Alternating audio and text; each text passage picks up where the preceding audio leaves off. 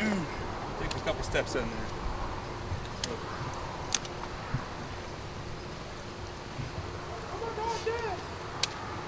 Dan was talking about how the middle linebacker that everyone's used to in college football is kind of going away a little bit. We're seeing more versatile athletes like yourself. Do you think that's kind of a trend we're seeing with more safeties maybe bulking up a little bit and starting to move forward in the defense? Oh yeah, for sure. I think so. I mean, you obviously still need guys that can cover and run with receivers like Tez and other fast Pac-12 receivers as well. So, I mean, yeah, just more physical safeties as well. I think that's what Coach Landon and Taj want more. Safeties that can come downhill and play the run. With the conference realignment, what does it feel like for you, where you get one more trip home and then that could change quite a bit in terms of the footprint if you come back next year and where you guys could be playing and the kinds of teams you could be playing? Just your thoughts on that as a player. If you still got a trip back to Utah here this season and this season ahead, but very different schedule potentially in the future. Yeah, no doubt. I think it's going to be really exciting for Oregon as a whole, just to expand the brand more to the East Coast and, for other teams to see Oregon and what they can do on the field and what we can also do off the field as well as an academic school as well. And so, obviously, it's going to be long flights. Just, it's going to be a whole lot of, figuring out what we're going to do on flights, how we're, people's families, a lot of people's families, they stayed in the Pac-12 or they wanted to be on the West Coast so they can come to games. But now it's going to be difficult for, families and friends to, go all the way out to the East Coast. But it should be fun, though. How much were you guys talking about realignment in the weeks leading up to it? And I guess obviously afterwards, what were the conversations when you guys learned Big Ten was the future? I mean, honestly, there wasn't really no conversations really because, we didn't know. Obviously, you see things on Twitter and Instagram oh, there's a meeting today, this, that. But, I mean, we wasn't really focused on it because we're still in the Pac-12 this season. Sorry.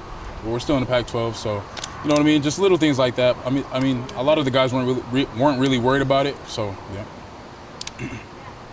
You mentioned physicality by the safeties. What other kind of overarching things are Tosh and Dan emphasizing to this unit right now in fall camp to help this group reach another level in year 2 under them? I think just plastering on those quick receivers that we're going to see from week to week, and then also playing quarterbacks that are going to scramble as well. So, just plastering on receivers and then being able to keep a roof on the back of the house back there. How do you think the physicality is compared to where it was maybe at last year? I know that's something that Dan's really emphasized. Way through the roof. I think we're going to be a more physical team this year. I mean, Coach Lanning from day one of fall camp has said that we're gonna knock heads. We got to bang more. So, I mean, I honestly think and believe in everything so that we're going to be 100% more physical. I'm sure there's multiple guys, but is there anybody in particular that kind of sets the tone for that, do you think, on the defensive side?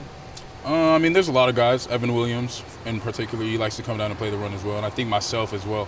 Since I bulked up in the offseason, I'm more physical as well. So I think a lot of the guys are up front too. So. What have you seen from Devin Jackson in particular, from last year to this year and then from spring to this fall as well? He's having a tremendous camp right now. He's gonna help the team play some good football this year, and I think he's on the right path. He's escalating and he's having a tremendous camp right now. He's stepping up as a young leader on the defense and also in that inside back room. Are there things in particular with his game on the field that you've seen really improve tremendously over the past year? Yeah, he came in his freshman year a little light for a linebacker, and he bulked up in the offseason. Him using his speed with him being the, I would say, second fastest linebacker in the room. But yeah, no, 100%. I think him using his speed and then also putting on that weight has been a great combination for him. I mean, he's playing the run excellent. He's dropping back in passes, getting picks and stuff, excellent. So He's still mainly an inside guy with you guys. Oh, Devin? Yeah. You said second fastest. Are you saying you're the fastest? Is that, we know that for sure now? Yeah, for sure. I for sure have to say, Dev, we can always line it up if he does watch this, but we can always line it up, yeah. So.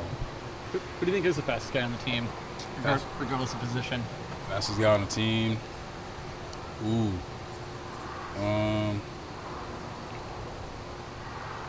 Devin Jackson or Tez. Devin or Tez, yeah. Guys go head-to-head real good. Makai getting there the last few days, do you think he could enter that conversation at some point? Oh, yeah, for sure. Yeah, he's fresh. He's still new. He's got a lot to learn, but I think Makai going to be up there for sure.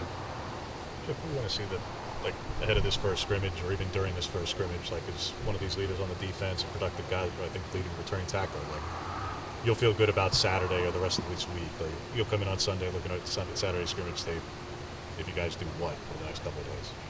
So, what do you mean by that?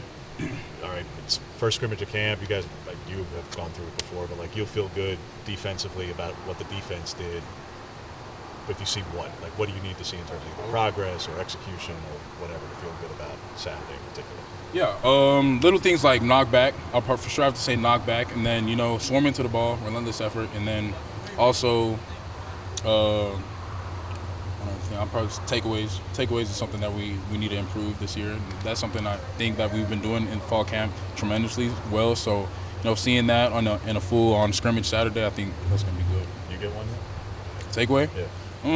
I don't have one right now. I don't have a pick right now, but still working toward it. Who are some true freshmen on the defense that have impressed you so far? Tatum Tuioti. Tatum Tuioti is a big name that stands out. The kid works hard. He's been thrown in the fire. You know what I mean? He's been rolling with the ones, rolling with the twos. He's mixed around a little bit. He's making great plays. Kid's got some picks and stuff like that. So Tatum Tuioti for sure a name that stands out. His dad said he put on 30 pounds since he got to campus. Is that something you noticed, just how much bigger he's gotten since in the short time he's been here? Oh, yeah, for sure. Like, you walk in a defensive meeting room, like, I'll be sitting down, and then Tatum walks in, in front of the screen, and he's just a big kid. So, yeah, that's for sure. For sure. All right, thanks, Jeff. Thanks. Appreciate it.